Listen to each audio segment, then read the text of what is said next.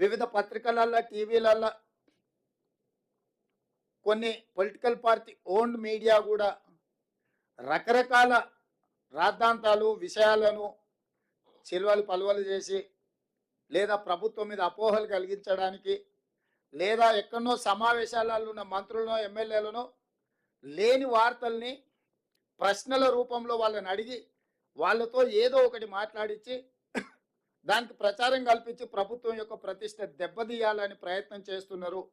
అందుకు గాను మంత్రివర్గ నిర్ణయాలు కానీ ప్రభుత్వ పరిపాలనకు సంబంధించిన అంశాలను మీడియా మిత్రులకు బ్రీఫింగ్ చేయడానికి మంత్రివర్గం నుంచి 2 అధికార ప్రతినిధులుగా 2 మంత్రులను నియమిస్తున్నాము. దానికి శ్రీధర్ బాబు గారు మిత్రుడు, పొంగులేటి శ్రీనివాసరెడ్డి గారు బాధ్యత తీసుకుంటారు.